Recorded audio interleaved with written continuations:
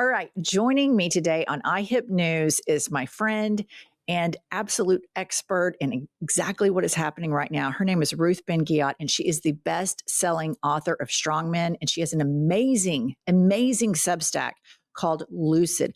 Ruth, welcome to IHIP News. Welcome back. Thank you. So pleased to be here with you. You're one of our audience's favorites. I think you and I went to dinner a couple of weeks ago, and I was telling you, I think there's a desire among the public right now as we see this regime attack science, attack facts, attack knowledge. There's a desire from the electorate to learn. And so thank you so much for making yourself available. Right now, Trump's approval rating is hitting around 32%. What happens to an autocrat when they become this unpopular? And what happens to all of those surrounding him when they are, it looks like rearranging the deck chairs on the Titanic?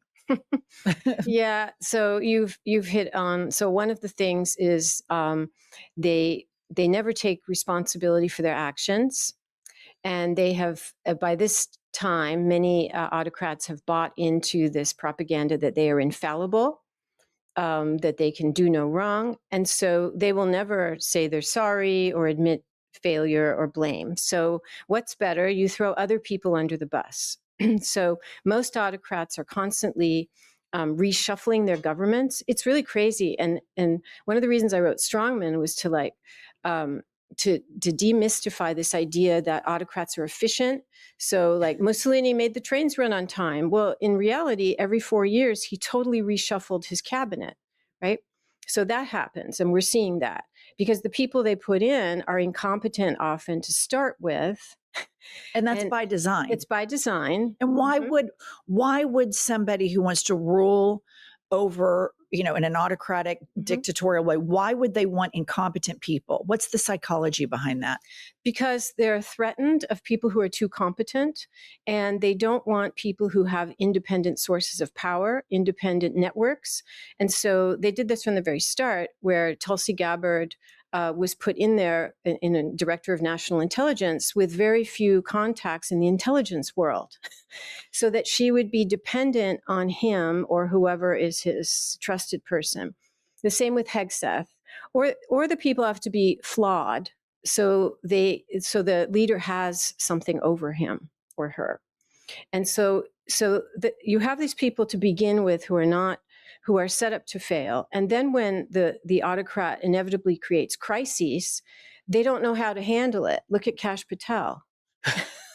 And so that's one thing. The other thing that autocrats do if they start sinking in the polls and they get really worried that something's going to happen to them electorally or otherwise is they go to war.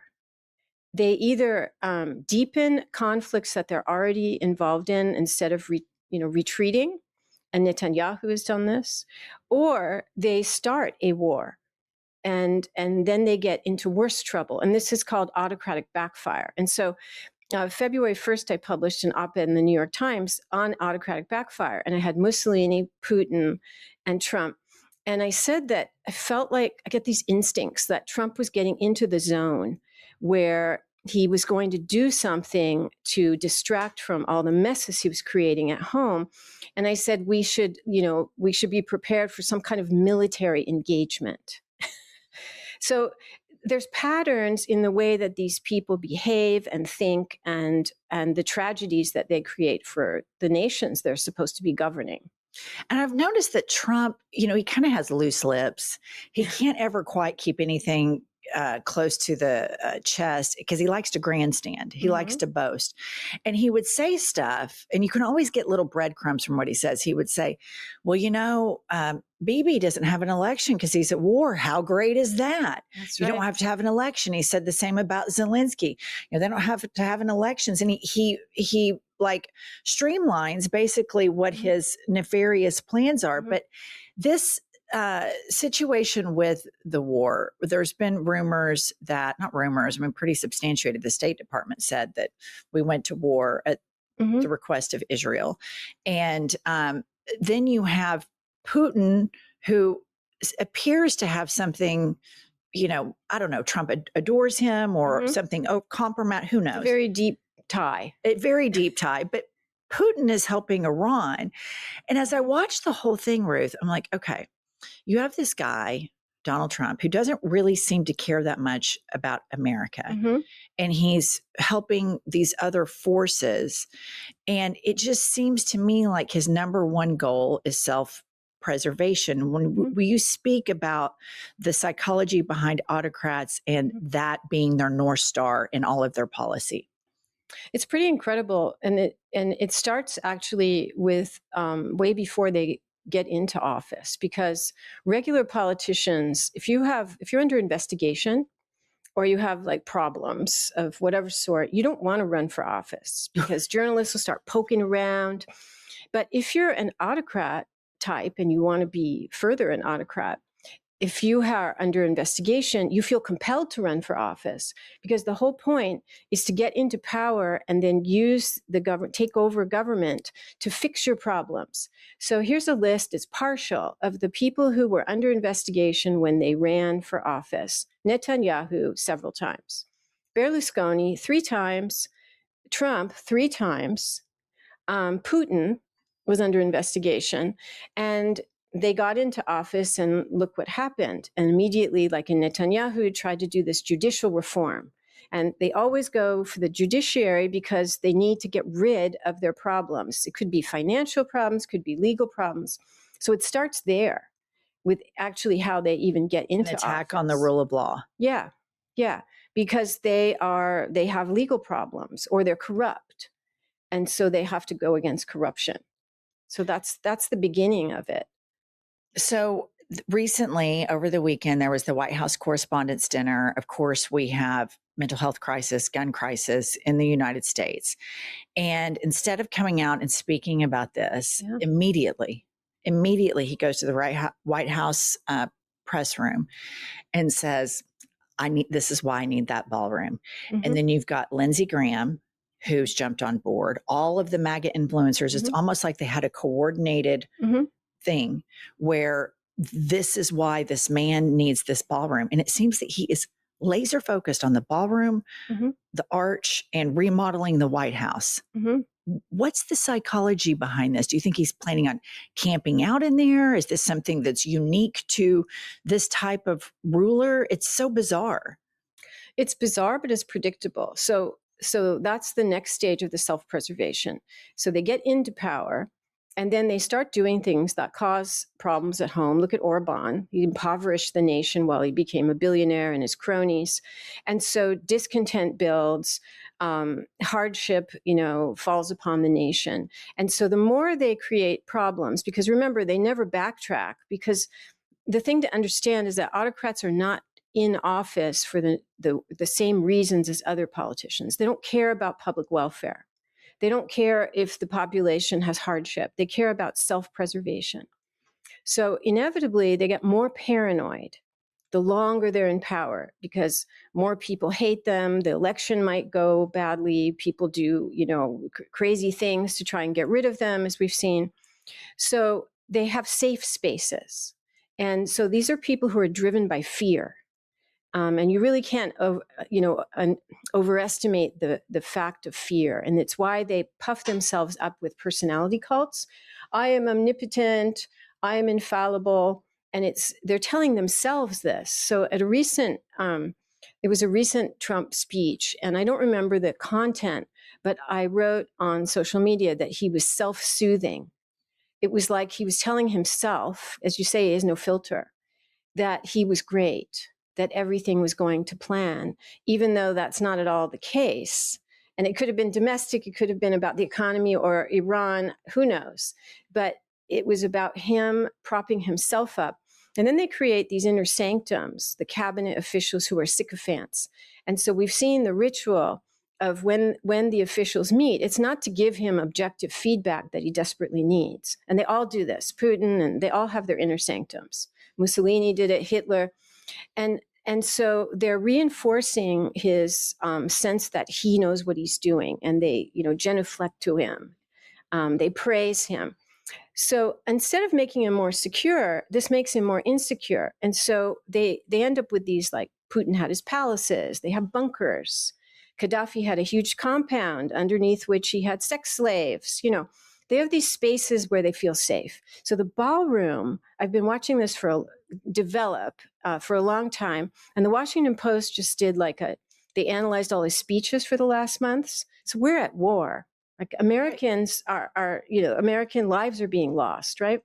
But the thing he's talked the most about is the ballroom, because his ego is he's projected, like the ballroom is, and the White House, which is his personally, right? He doesn't see it as the public's home that he's occupying temporarily. It's his. So his ego is fused with the White House and the ballroom. And so underneath the bunker is going to be a safe space, so that when all of the mistakes he's making come back to haunt him, he has a place to be. Oh my God. It's really incredible. It's like his baby blanket. Yeah. And so Putin had Putin's palace. And one of the reasons that Putin went after Alexei Navalny is that he was an anti-corruption researcher, but he took it upon himself, Navalny, to research and document Putin's palace. And he made a film about it that showed the corruption, showed the gold-plated toilets. Some of it is actually the same aesthetic, the gold, the marble. And Putin felt exposed. And so that made him all the more go after Navalny and eventually had him killed. That's Putin and that's Russia. Right. This is the United States. But the psychology, the need to have your safe space, which is somewhere you could go that must be secret for you, and yet you're boasting about it, is the difference is that Trump boasts about everything. Yeah. Putin and others do it in secrecy, a little more secrecy. Yeah. Trump is telling us everything about it, and because he has no filter. Very different than Putin, who is an intelligence officer. Right. Putin is like super versed in what not to say. Right. He measures each word. He's still like this will damage Trump, his loose lips? Yes, because it alerts people to what he's doing. And sometimes he's soft launching things that are horrible, like maybe I should have a third term. Right. So it has a propagandistic function, but ultimately the corruption, the denial, saying everything's going great, the Nobel Peace Prize when we're at war, because autocrats think that the people are stupid because they scorn people. You might even, if you're an autocrat, make an AI video of you crapping on people. Right. Remember that? Right. Or post yourself as Jesus Christ. Yeah, that shows what he really thinks of people. And so it doesn't cross his mind, apparently, to measure his words and be a little more circumspect, which is what I was going to say smarter, but he's very smart in his own way. So other autocrats have not boasted as much about their ballrooms and their things that are, evidence of corruption. So you've been watching him closely as a professor, an author, a student of all of this, and now a teacher of all of this, an expert in this field. And you knew when he said, I could shoot somebody on Fifth Avenue and my supporters would still support me. You knew immediately. Mm-hmm. So you've been watching him since that time to now. And this Trump 2.0, the observations that you have, because for me as the layman, it really seems like he feels emboldened, that he feels like he's 10 foot tall and bulletproof, that he's governing as though he will never face consequences. And our Supreme Court helped him, assisted him to feel that with the immunity. So what are your observations in this just over a year into the second term of the escalating behaviors of him? Yeah, he feels invincible. And he has created a government full of people who mirror his values. So autocrats want you to be your worst self. And often they pick people who are flawed. So we talked before that they're inexperienced, that you would never pick those people. Like a CEO wouldn't pick those people. But he needs to have those people there. And we talked about the loyalty part. But he needs people who are flawed so that he can further corrupt them. And Trump is very good at corrupting people and bringing them down to his level. Like Kristi Noem shot her dog, and he thought, oh, that's perfect. That's the perfect person. She's perfect for this job. Yes. Flawed people. So Kennedy, think of all the cabinet. Right. And he's also been collecting information on people since he was a businessman, like from the 80s. That's what he does. And his mentors were Roy Cohn and Roger Stone, and it's their version of compromat. Okay. So that is going on. So these are people who have been collaborators in his lawlessness. And so when Hegseth went to Quantico and all those faces, those stony faces, weathered with experience of all our US commanders with so many years of professionalism, they sat there, and Hegseth said that we are not going to abide by these old rules of engagement. And then Stephen Miller went to law enforcement and said, your hands are untied now. So it's a liberation from any kind of humanitarian or ethical rules. And so I call this moral deregulation. So there's economic deregulation, which is going on. So all companies and corporations and big capital, they don't have to, they can relax their protections of the workforce. They can plunder the environment. But moral deregulation, Trump is like the Pied Piper of this. Everyone must be their worst self, so that you don't have to. This is what he meant when he said, I could shoot someone and my followers will love me for it. They could be biblical, they could be ethical, secular. The injunctions against cheating people, harming people, killing innocent fishermen on boats, whatever it is, you don't have to worry about those things anymore. You can even reward and pardon people who stormed the Capitol, who were violent, who attacked police officers. There's no bottom. So that's moral deregulation. And his partner at the beginning of this nightmare was Musk, who thinks similarly. So we gave him a place in government and said, go at it, just wreck everything. Because it's all about, that's back to fascism. It's like destruction. And Mussolini called it creative destruction. And you can be like that if you have no morals. You're amoral.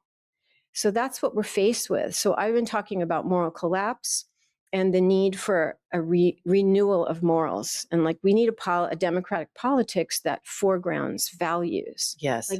Like simple values that you used to learn in school. Right. Like justice, equality, don't beat other people up, or there might be a consequence. Yeah. Golden rule. What do you make of, I understand to an extent Trump recruited incompetent, immoral people to come work for him. I get that. That makes sense to me. What do you make of these tech oligarchs and other industry titans that before maybe, that weren't really controversial, but when this guy gets in power, and they have all the money, more money than he has, and you can, business people, we can ride out 4 years. It's his lame duck term. It's been so shocking to see Tim Cook of Apple, a gay man, making a participation trophy and these award rituals. And you can tell Trump enjoys humiliating them because he said recently, I think it was a Truth Social post. He said, I love having the CEO of Apple called it kiss my ass. He recently said this about Tim Cook, who now I think is going to be outgoing. Is this something that you see in other autocracies where the wealthy also morally collapse just as much as the aforementioned person he found that was already broken, Kristi Noem, and brought her and broke her even more? Is this a feature and not a bug? It is a feature, and it's called the authoritarian bargain, and all of them do it. All the autocrats do it. It means bargains that you make with elites. Could be media elites, tech elites today, business elites, religious elites. And the bargain is, it's like a pact, a deal, that I will give you lots of opportunities to make money and promote you and not stand in your way, not persecute you. In return, you have to be loyal to me. You could outwardly support me, but you must not criticize me, no matter what I say or do, no matter what happens. And these bargains, they happened under Mussolini and under Mobutu. They're just part of how it works. Yeah, Putin for sure. Think about the Russian Orthodox Church, which backs up Putin and backed him up even more when he went into Ukraine. That's their part of the bargain. right? And we have the evangelical church and Orthodox Jews. No matter what happens, they're there. So that's the religious. And so this is part of how autocracy works. These elites that prop up. So what you want to do if you're trying to unseat through elections, you need something called elite defection. You need elites to wake up, and they only do this sometimes in the old days if there was like being bombed by the Allies or the economy starts to collapse. Yeah. And then they finally decide to come out of their cowardice and venal, posture, and they will retract their support, right, for the state and for the leader. And sometimes they can put it to someone else in power, and then you have like a palace coup, right? But when there's a well-developed party system, because today autocrats don't kill off all the other parties and they keep elections, you want the elites to go over to the opposition. And that's very hard to do, but eventually it can happen. So J.D. Vance is by all means on paper somebody in traditional American politics, if we follow what the lineage is and how the torches are passed, would be the heir apparent and be the Republican nominee. I have noticed that Trump, in my opinion, is sending J.D. Vance out to set him up for failure. And here's some examples of my observations. He sent him to campaign with Viktor Orban. And of course, Viktor Orban, lost in a landslide. He sent him to Pakistan to negotiate this war that J.D. Vance at the table, and this was leaked from J.D. Vance's camp to the New York Times, that everybody said yes, yes, yes, except for Vance. Vance said no, because Vance is trying to position himself as, oh no, I'm the anti-war candidate. And Trump's like, off to Pakistan you go. And then now this is my favorite, Ruth. He's made him the fraud czar, the most fraudulent president in American history. And I just can't help but think he's like got J.D. Vance in a headlock here saying, good luck, buddy, that he's sabotaging the alleged heir apparent of his whole movement. What is your take on that and watching the way he does J.D. Vance? It's part one of the question. Part two is the Catholic Church won't bend the knee. And J.D. Vance fancies himself a big Catholic. And I just want to get your opinion on that. But first talk about the succession and then Trump, what I think is sabotaging that. Yes, I agree. That is in line with the autocratic playbook, because autocrats don't really have successors, with the exception if it's a family dynasty, like in North Korea. Yeah. Or they can have some kind, in Brazil, Bolsonaro is sitting in jail for having done something similar to what Trump did. But now his sons, who are right-wing politicians, they're thinking they'll come back. In the Philippines, you had the Marcos dictator, and now Marcos Jr., Bongbong is there. So that can happen. But otherwise, they're terrified of successors. Do you hear Putin talking about a successor? Never. No. And in Turkey, Erdogan, he's president, and he used to be prime minister, and now he's gotten rid of the office of prime minister because he doesn't want anybody close to him. It's him and the people, right? And so they do these tricks. They're not really fooling anyone, because they can't stand to have anyone getting too much power. Now, luckily for Trump, Vance is a uniquely unlikable person with terrible instincts, a hypocrite, because he's evolved, we all know that what he used to say about Trump. And that now the thing about Catholicism, he doesn't seem to have very good instincts, like taking on the Pope, really, right. And lecturing the Pope. Right. And saying also his words, he chooses his word. He's very smart in book way. Right. And he chooses his words carefully, but issuing something that to many of us who study autocracy sounded like a veiled threat to the Pope. He said, you should be careful. The Pope should be careful in choosing, something like he should be careful in choosing his words, what he says. And that's kind of how mafia bosses talk. Yeah. He better be careful. He better watch what he's saying. Yeah. It's not a good PR strategy, shall we say? So there's all that, Yeah. but it is complicated because we all know that why is Vance there? He's a proxy for Peter Thiel Yes. and the wider tech community. We just remember Peter Thiel bankrolled his Senate race and his businesses, Vance's private businesses. So they have a long history. And these tech billionaires are on the offense right now. You saw that the head of Palantir, Alex Karp, who keeps appearing in public in some kind of seemingly drug state. Yeah. Why? I don't know. But he issued a manifesto. And Musk has been, the Washington Post reported, he has upped the amount of his posting on race issues. He's in some kind of seeming manic thing about posting about race to indoctrinate people about white supremacy. So there's something going on with these people. They're like panicked. And maybe that's because they see that their guy is being set up to fail, as you say. Interesting. Yeah, because I just published my latest essay on Lucid is about this techno-fascists and how they seem to, I said they're sharpening their swords. There's Totally. something going on.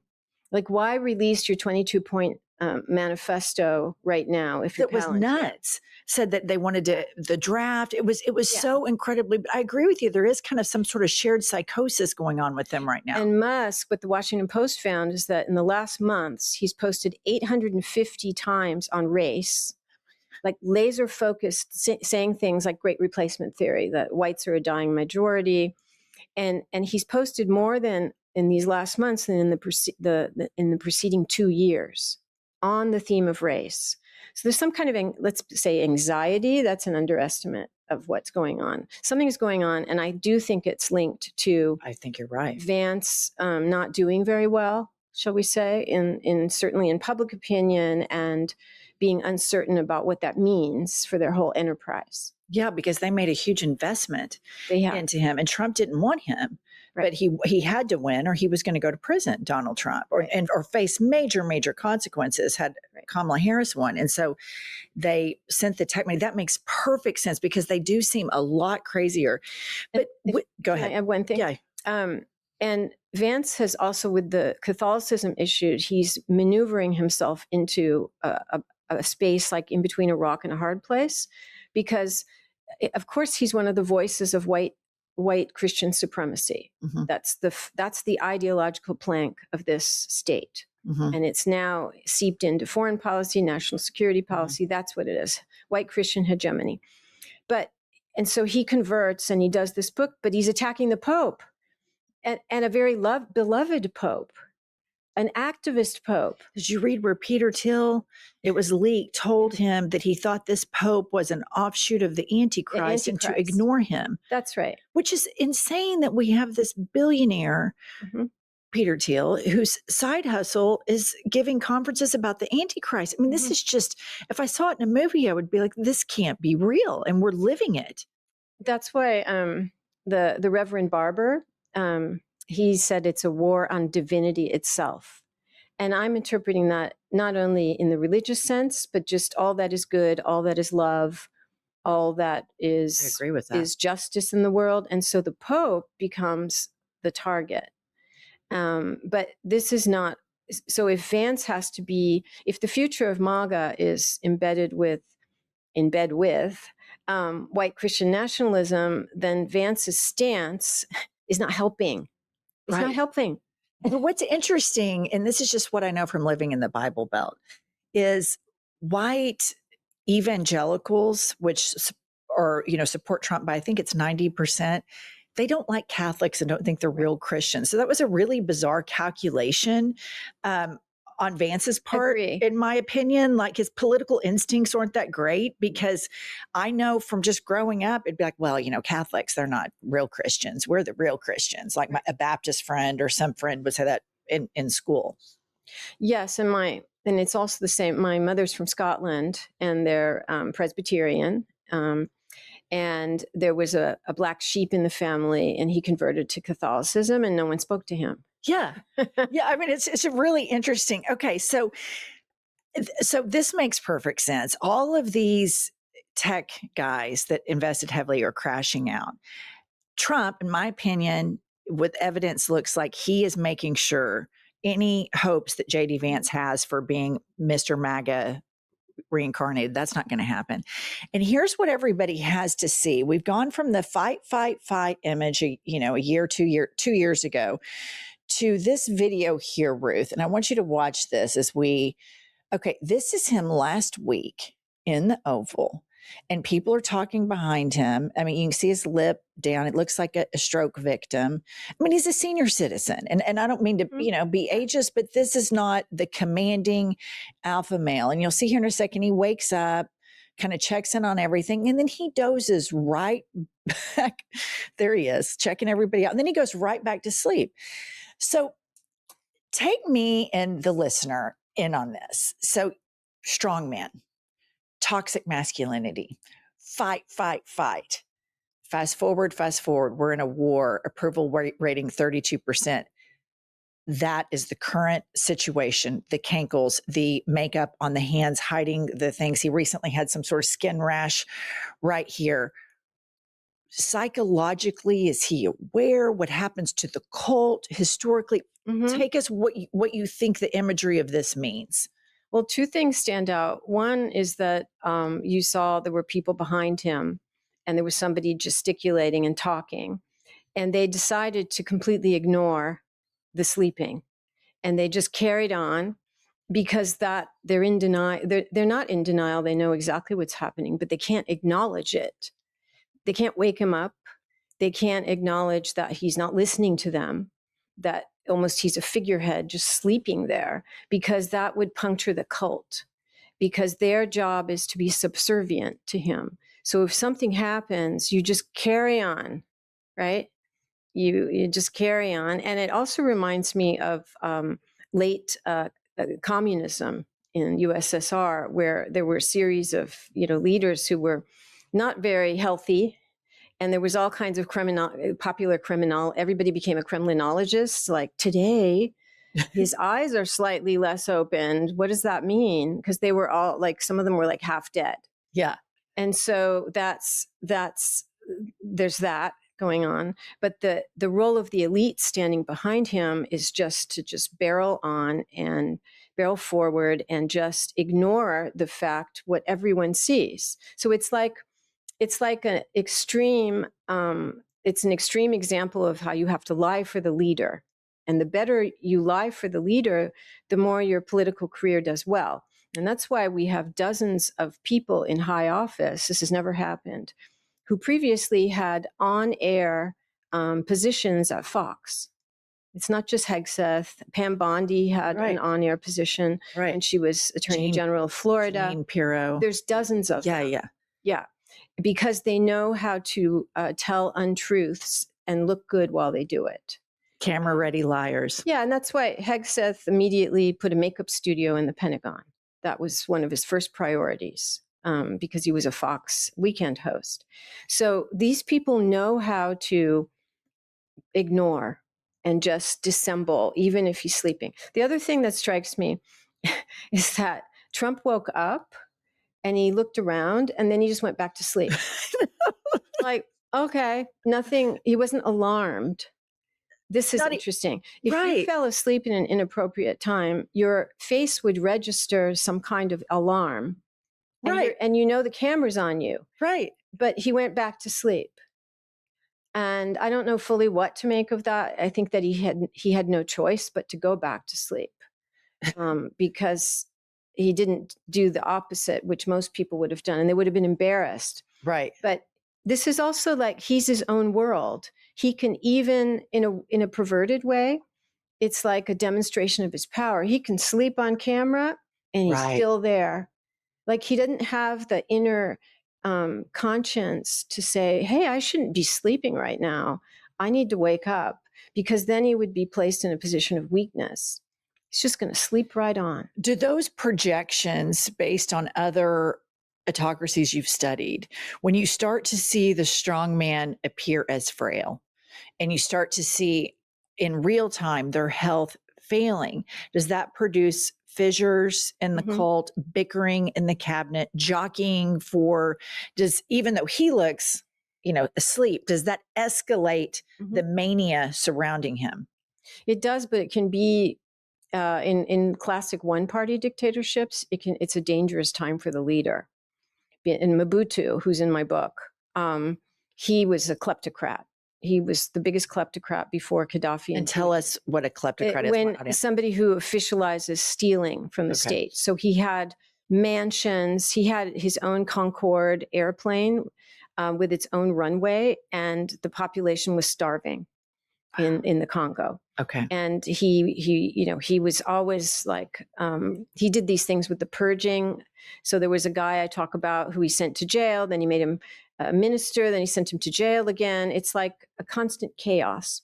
So he became, after many, many years of this, very hated, and he fell ill. And this was the signal of people to act. So he left the country to get treatment. I forgot where he went, maybe Switzerland, the places dictators go.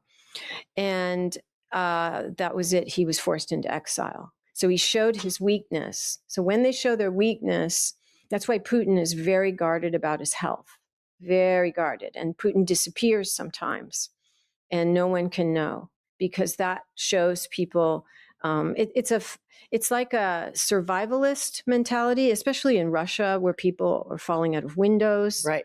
Or you go into the hospital and you never come out. So if that's survivalist, right? What is that I just showed you?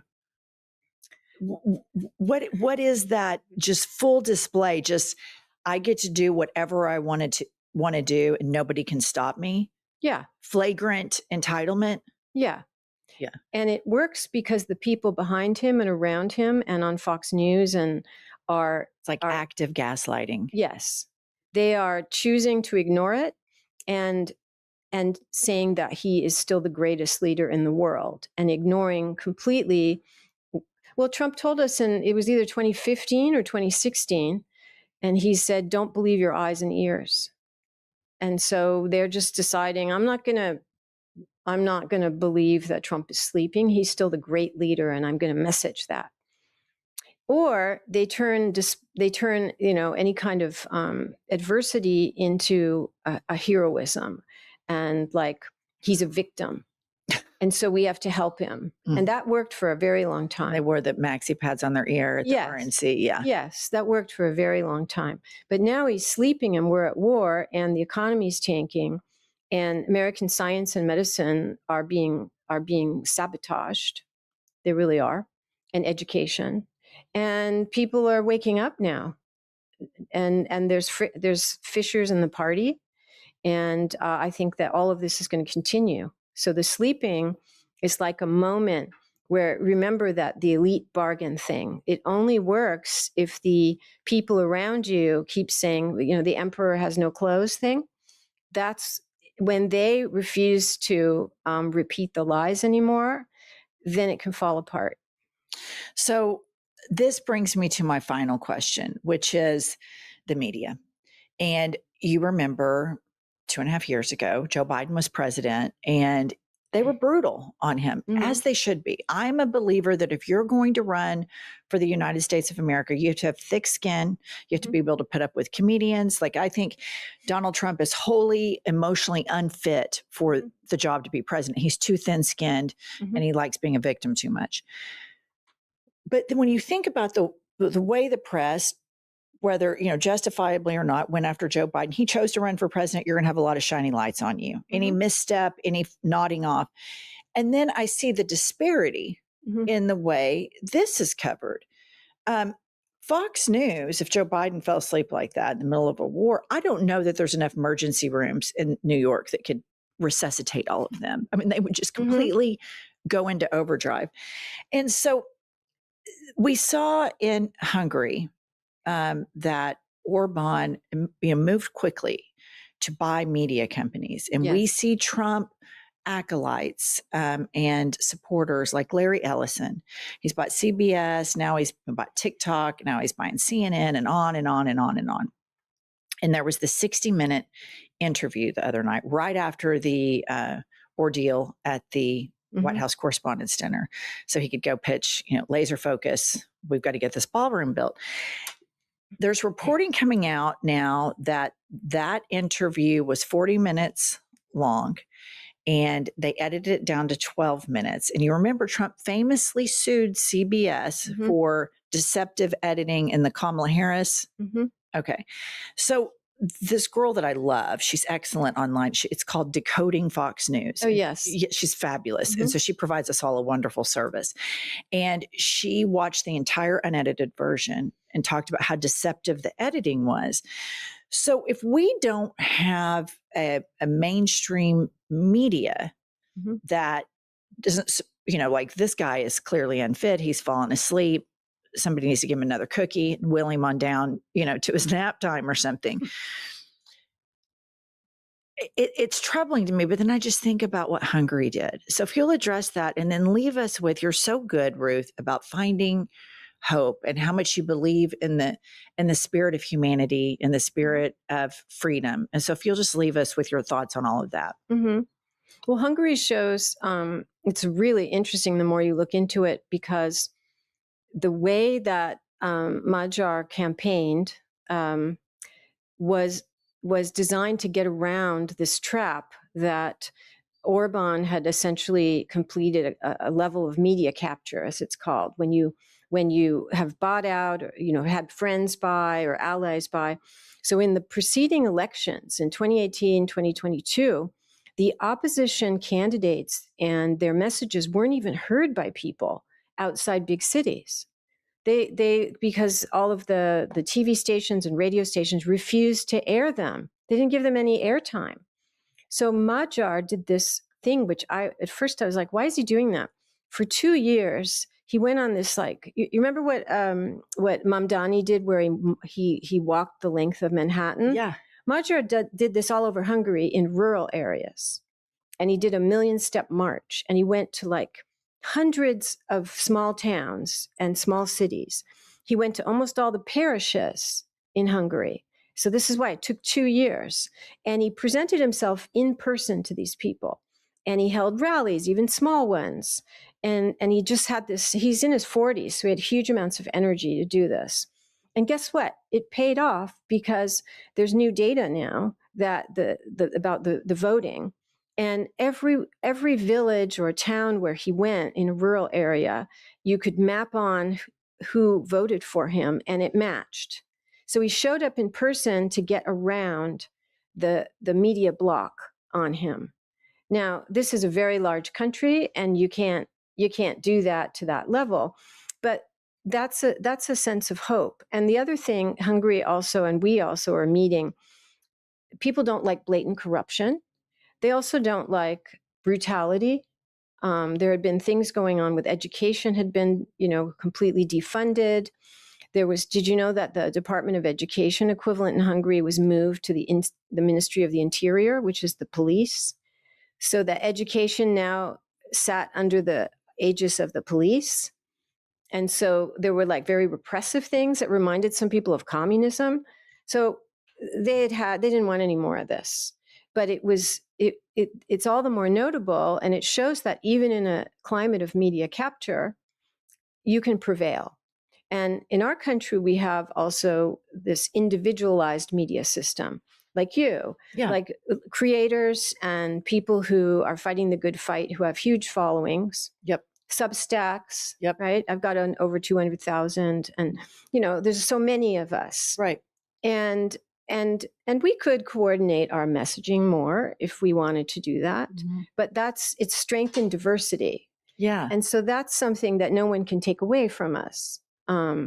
And Trump is not likely to shut down all of our Substacks. And so there are ways that we can get around this. We shouldn't feel fatalistic. And it is dispiriting to see all the big media companies bought out, and Barry Weiss and all of that. That's just, it's awful. But we are on the right side of history, and no one can take away our ability to message for the things that we feel are important, and to help people, by speaking the truth about what's going on, instead of being like those white men standing behind Trump, deciding to ignore that he's sleeping while we're at war. The enabling of this is really one of the more fascinating components of it. I understand a singular crazy person. We all know crazy people. We all know narcissists. the enabling and the collaboration with all of this still takes my breath away. Ruth, thank you so much for joining me today in studio in New York. I really appreciate it. And go follow Ruth on social media, Ruth Ben-Ghiat, or go to Substack. And our Substack is called Lucid. Thank you. How lucky are we, viewer, that we have an expert, a scholar in fascism, authoritarianism, educating us today. It's so therapeutic. Knowledge is therapeutic in the time of fascism. It truly is. It's always so great to speak with you. Thank you, Ruth.